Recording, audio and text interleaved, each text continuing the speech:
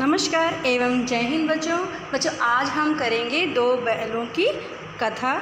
पाठ के पहले कवि का लेखक का नाम जान लेते हैं, इनके विषय में जान लेते हैं।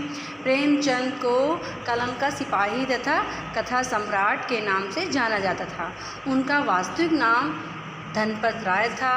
उनका जन्म 31 जुलाई 1880 को वाराणसी के समीप नमी नामक ग्राम में हुआ था। प्रेमचंद की कहानियों की सूची बहुत लंबी है।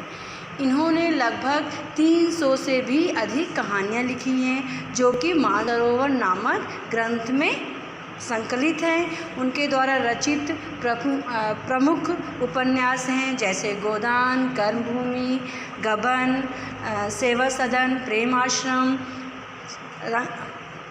रंगभूमि आदि। इस महान कथा सम्राट का निर्धन 8 अक्टूबर 1936 में हुआ था।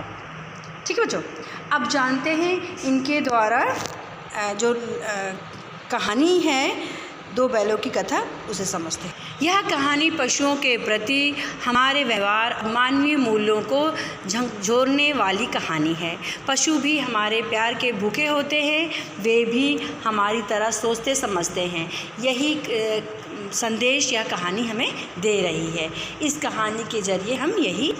झूरी के पास दो बैल थे। उनके नाम थे हीरा और मोती। दोनों में बहुत प्यार था। दोनों नाद में एक साथ मुंह डालते और एक साथ मुंह हटाते। झूरी भी उनके चारे पानी का बड़ा ध्यान रखता था। वह कभी उन्हें मारता पीटता नहीं था।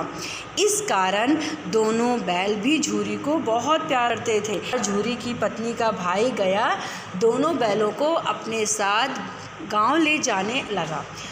बैलों को बड़ा आश्चर्य हुआ कि उन्हें कहाँ गया बहुत क्यों और कहाँ लिए जा रहा है। रास्ते में उन्होंने गया को बहुत तंग किया। मोती बाएं भागता दाएं, किसी प्रकार दोनों को लेकर गया अपने घर पहुंचा। घर पहुंचकर उसने दोनों के सामने सूखा भूसा डाल दिया, जिसे दोनों बैलों ने छुआ तक नहीं। रात होने पर बैलों ने वहाँ से भाग जाने का निश्चय किया। उन्होंने जोर लगाकर रस्सियाँ तोड़ डाली और वहाँ से भाग चले। सुबह उठकर जब झूरी ने उन्हें थान पर खड़े देखा तो सब कुछ समझ गया। वह प्यार से उन पर हाथ फेरने लगा, लेकिन झूरी की पत्नी जल भुन गई। उसने उनके सामने रूखा सूखा भूसा डाल दिया। फिर भी वे खुश थे। अगले दिन गया फिर आया। इस बार वह बैलों को गाड़ी में जोत कर ले चला। रास्ते में मोती की गाड़ी को गड्ढे में ढकेल दे, पर हीरा समझदार था, उसने गाड़ी संभाल ली।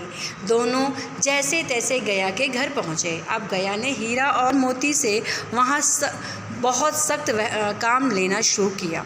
वह उन्हें दिन भर हल में जोतता और जब तब उन्हें मारता पीटता। वे लाचार निगाहों से एक दूसरे को देखते, लेकिन कुछ नहीं करते।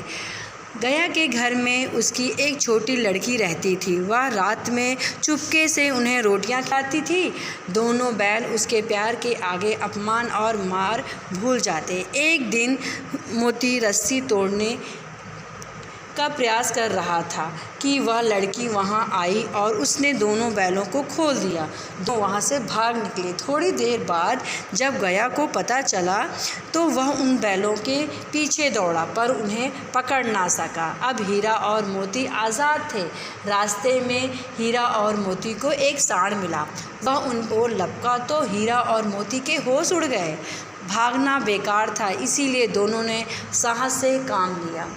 सांड ने जब हीरा पर वार किया तब मोती ने उस पर पीछे से सींगों से चोट की। सांड घबरा गए। वह किसी एक को तो मारकर कचूमर निकाल देता, पर यहाँ तो दो थे। सांड वहाँ से भागा। मोती कुछ दूर उसके पीछे दौड़ा, पर हीरा ने उसे दूर न जाने दिया। हीरा और मोती अब बड़े प्रसन्न थे। आगे चले तो मटर का खेत दिखाई दिया।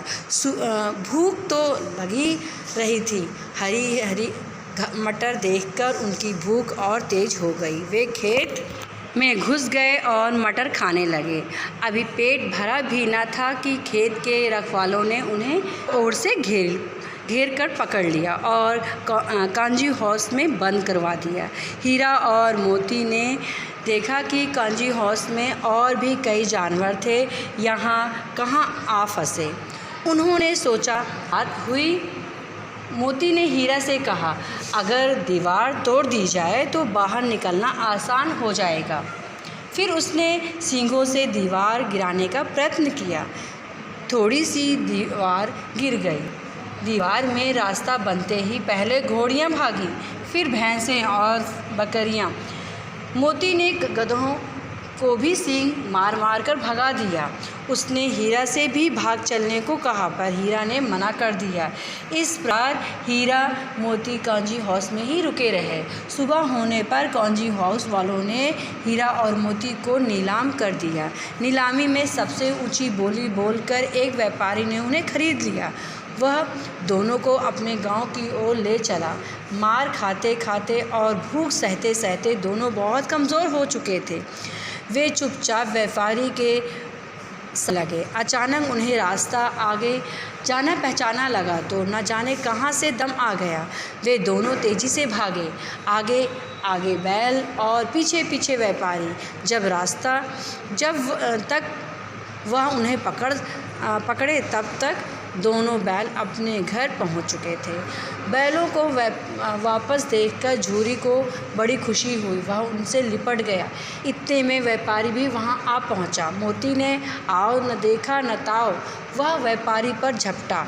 व्यापारी जान बचाकर वहां से भागा। झूरी की पत्नी भी वहां आ गई और उसने भी दोनों बैलों के माथे चूम लिए। तो बच्चों, आपको समझ में आया कि किस प्रकार से पशु पक्षी भी प्यार के भूखे होते हैं। इसीलिए हमें उनसे प्यार करना चाहिए। हमें उन्हें वो हमारे कई कार्यों में सहयोग करते हैं। इसीलिए हमें भी उनसे प्यार और स्नेह से रहना चाहिए। देखते हैं बच्चों, अभ्यास पाठ की दुनिया के प्रश्नोत्तर पहले मौखिक कर लेते हैं। झूरी की पत्नी के भाई का क्या नाम था? तो इसका उत्तर होगा गया। गया बैलों को दूसरी बार कैसे ले गया था? तो गाड़ी से ले गया था। मोती क्या तोड़ने का प्रयास कर रहा था?